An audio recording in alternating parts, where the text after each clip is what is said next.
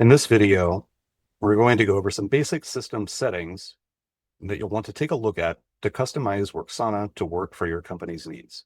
To begin, go ahead and click on your company name in the left-hand navigation menu. Then select System Settings. The very first option you have is your preferred date format. I do recommend the default value, although there are other options if you would like to select them. 24 hours format, when checked, will display times in military time or 24-hour time as opposed to AM and PM. Checking time card decimal view will make your total times display in converted decimal values by default instead of hours and minutes. Please note that this can be overridden at any time within the time cards module. In the Systems tab, there's really only a few things that you'll want to pay attention to. If you're in a state that has meal infraction penalties, you'll want to turn on meal violation. This will flag any shift with a potential late or missing meal in orange so that you know to take a look at it. I also recommend enabling daily compliance. This will create a pop-up attestation at the end of every shift for every employee for them to acknowledge that they received their paid breaks and that their times are accurate, and any other additional information you'd like to add to that end-of-day attestation. If you would like to customize the daily compliance message, you can click the pencil icon next to daily compliance message.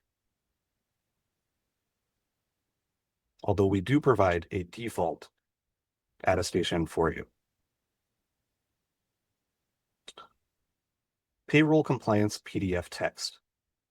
If you're going to be printing time cards for employees and you want them to sign them, you can insert your custom acknowledgement here, and this will appear on the bottom of those printed time cards, as well as an area for signature.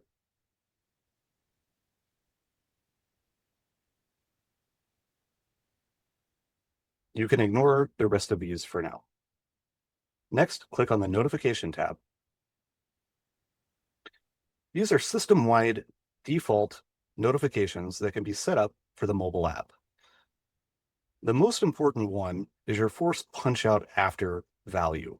By default, that's set to 12 hours. I do recommend setting this to just beyond the longest shift that can be worked in your organization so that you don't accidentally clock anyone out who's still working. This is company-wide, so please be sure to set an appropriate value. Work shift notification allows you to send a clock out reminder to employees. This notification would go out, according to this example, 7 hours and 45 minutes into their shift. And the message is, you are about to complete your full day shift, please punch out. Note, this is customizable, as well as the timing at which it goes out.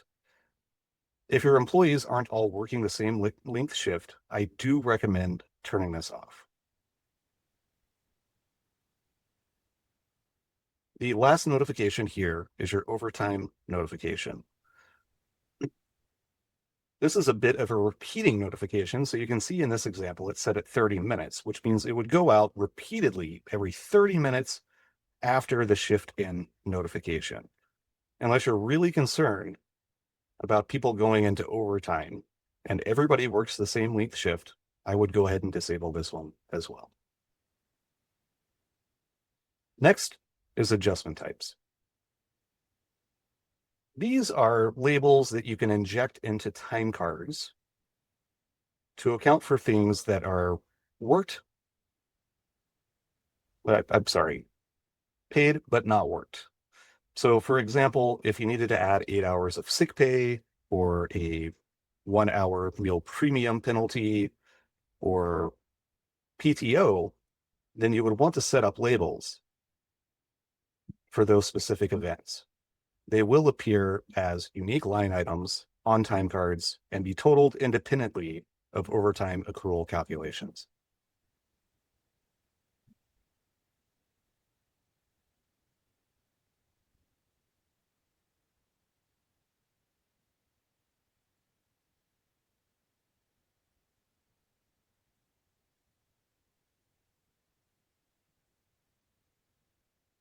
And that is it for system settings.